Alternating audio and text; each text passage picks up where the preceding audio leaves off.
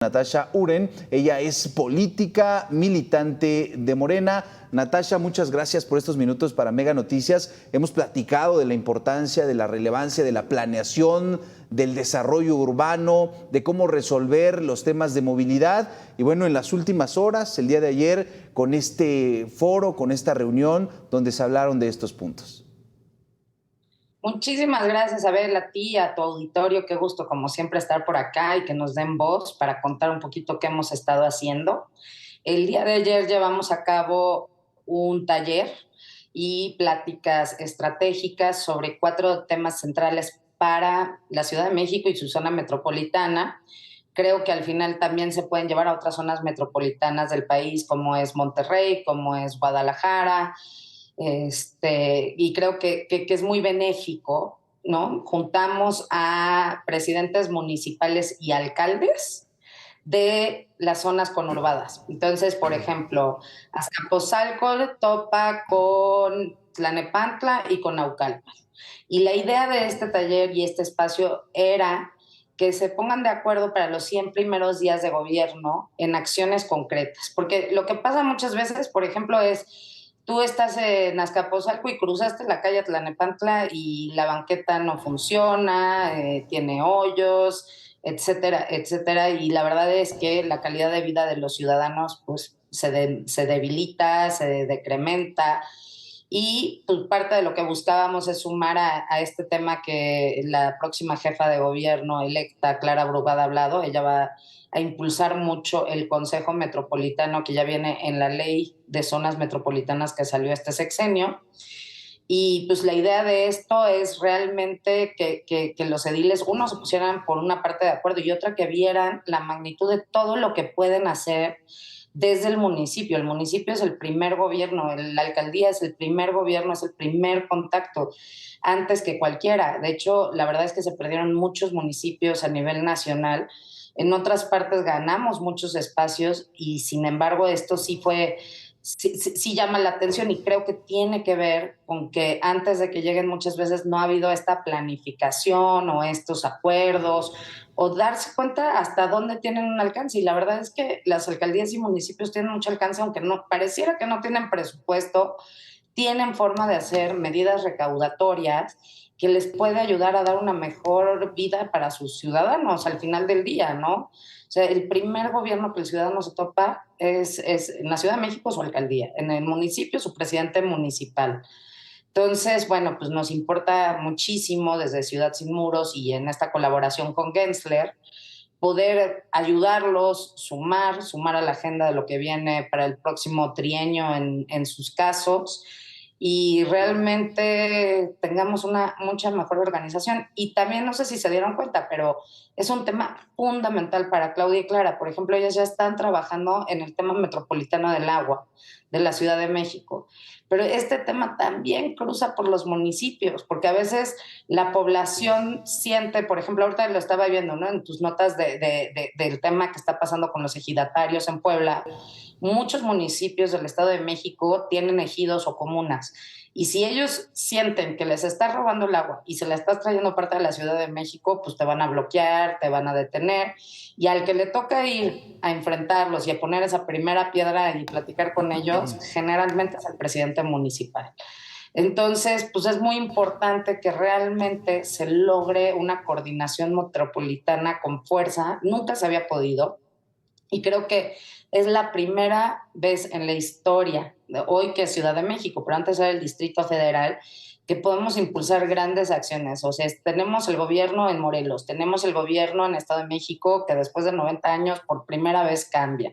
Y siempre son mucho más población ellos. Tenemos Puebla, tenemos Hidalgo. Que no podamos hacer una gran coordinación metropolitana, la verdad es que creo que sería un fracaso para todos y todas. Entonces eso es un poquito desde Ciudad de Sin Muros lo que queríamos impulsar el día de ayer. Claro, muy importante esto que compartes, Natasha, pero sobre todo esto último que mencionas sobre que sería la primera vez que se está proponiendo, aterrizando o concretando una visión metropolitana donde las alcaldías y los municipios más cercanos pues se pongan de acuerdo para solucionar lo que más está preocupando a los habitantes. A pesar de que se formó la zona metropolitana ya desde hace varias décadas, no teníamos esa visión y esa coordinación entre alcaldías, entre los municipios que incluyen esta zona, y el reto que mencionas ahora con, más allá de lo metropolitano, la megalópolis y los estados que la integran, que con el paso de las décadas, que pareciera un tiempo pues por venir muy largo, en realidad es el futuro del centro de México y poco a poco se están articulando. ¿No teníamos esa visión o sí había algunos esfuerzos, pero no se habían concretado?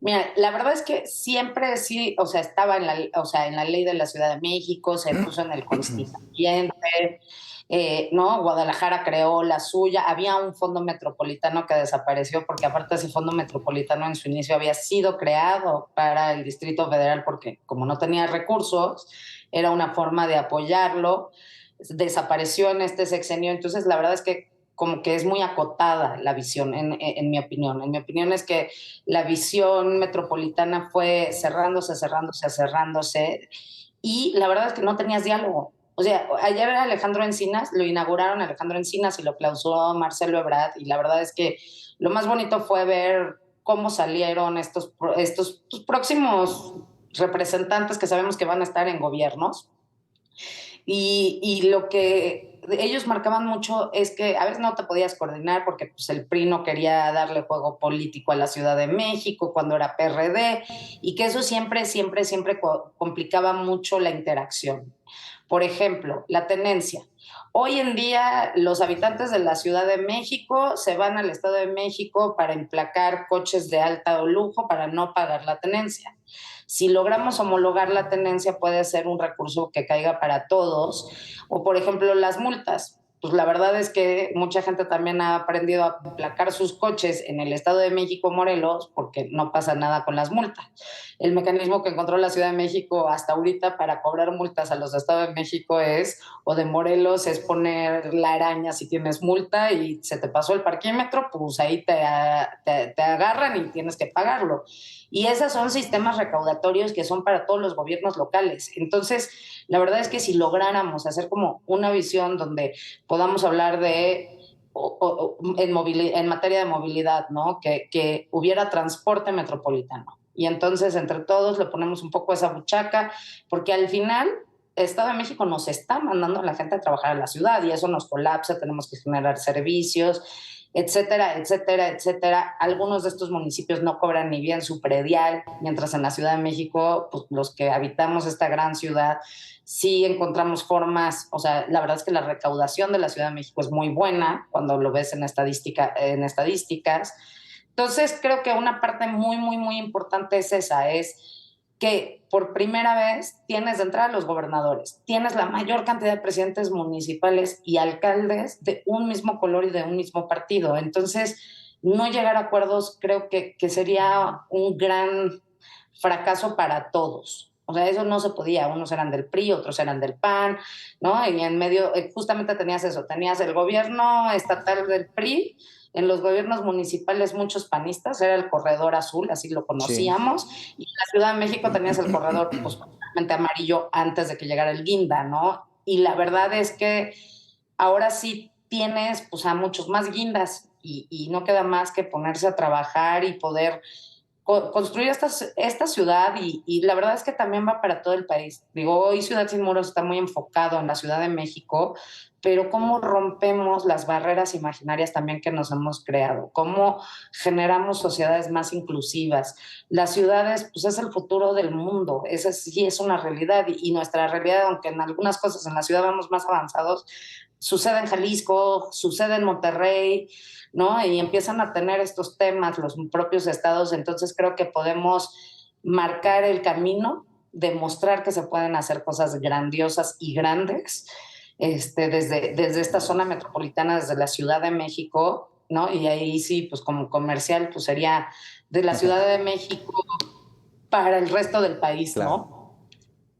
Claro, muy, muy relevante lo que nos compartes, Natasha, sobre todo porque pues cambian los gobiernos y a veces también cambian los proyectos, se empieza a construir el municipio, los estados o el país nuevamente de cero, desde otra visión. Y bueno, ahora con esta reunión, con puntos, pero sobre todo con el apoyo, la orientación y la revisión de experiencias que han funcionado a nivel global, se está impulsando esta coordinación. Platicamos con Natasha Uren, ella es política, militante de Morena y por supuesto, Natasha, seguimos atentos, ya está la coordinación, las ideas, las guías, ahora falta resolver, ¿no? El tema de agua, el tema de movilidad, que quizá, bueno, también el asunto de seguridad sea lo más preocupante para los ciudadanos. Natasha, muchísimas gracias por estos minutos para Mega Noticias.